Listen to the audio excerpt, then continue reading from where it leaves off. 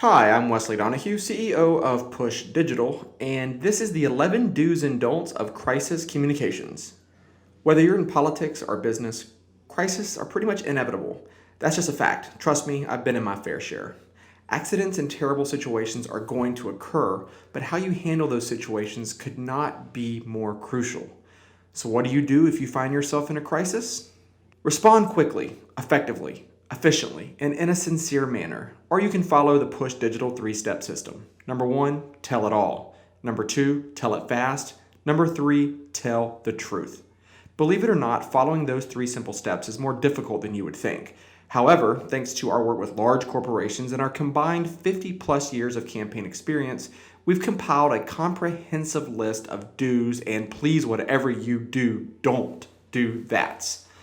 So here they are. Number 1, get all the facts. If you find yourself in a crisis, before you can even think about controlling the narrative, you have to gather all the facts. Step 1 is talking to every single person involved, literally everyone. Step 2 is all about keeping calm. Remember that there are multiple sides to every story, so try not to jump to conclusions. Step 3 is expect the unexpected. Work with the facts and not your feelings. Number 2, own it and apologize. Time is crucial, so respond quickly and admit the mistake. Then proceed to apologize again and again and again. Be sincere and simple in apologizing, even if the absolute truth is more complicated and blame isn't necessarily singular. Number 3, do the right thing. Even if you're one single person or a corporation with thousands of employees, morals can get messy. And for that, we have just one piece of advice. Do the right thing. Period.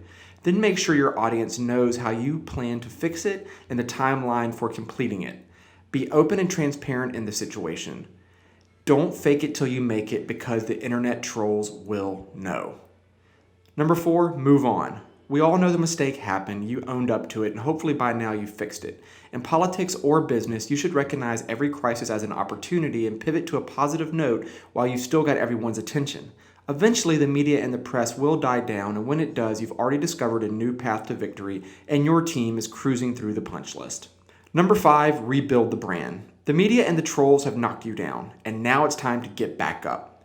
Rebuild the brand by looking for opportunities to prove you've corrected the crisis and reinforce your brand principles.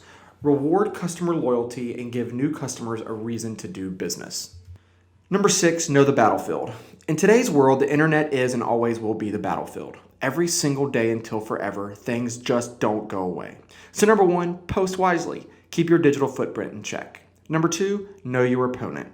Learn from their mistakes so you don't have to. And number 3, be relevant. Make time for making yourself and your business better. Number 7, know and label the opponent. In politics, your opponent could be the very reason you're running for public office, but in business, it could be your competitor, the janitor, or a radical activist. Sometimes the real enemy isn't clear to you or to the public, so make sure you know who you're fighting. Define them, understand them, set the agenda, expose them, learn from them. Number 8, talk to attorneys sparingly. Attorneys are important to keep you out of jail, but they can also gum up the system and make it impossible for you to respond quick enough. Attorneys are risk averse. By nature, they are. Should we take a risk or should we not take a risk? Not is always their answer. What you're really looking for is an evaluation of the risk, not a total avoidance of it, because ultimately you will have to make the call if you are in charge. Number 9, don't feed the trolls, do feed the beast. You won't make internet trolls happy no matter how many questions you answer. So number 1, humor the trolls. Comedic relief is brilliant, but be careful because humor is not universal. Trust me, I've learned the hard way. Number 2, counterfact the trolls. Engage the trolls with the cold, hard facts and address the crisis head on. Number 3, don't join the trolls. Don't stoop to their level. Very rarely does corporate trolling pan out as originally intended. Number 4, do feed the beast. During a crisis, content is key, so be prepared and have quality items ready to go. Number 10, measure. Always, always measure. How often should you poll? Let us ask you this. How often are vital signs taken during a medical emergency? Constantly. That may be more often than is practical or affordable for your company, but the short answer is Measure public sentiment as often as you can, then poll again and again. Make an adjustment and poll again. Number 11, have your crisis team in place before a crisis happens. There are many tips to get you through a crisis, but every single one of them relies on a solid team who is ready to mobilize the second a crisis hits, because you aren't going to have time once the shit hits the fan. Don't put too many cooks in the kitchen. The team must be small enough to move quickly and efficiently. Remember, Nick Fury assembled the Avengers before the aliens attacked New York.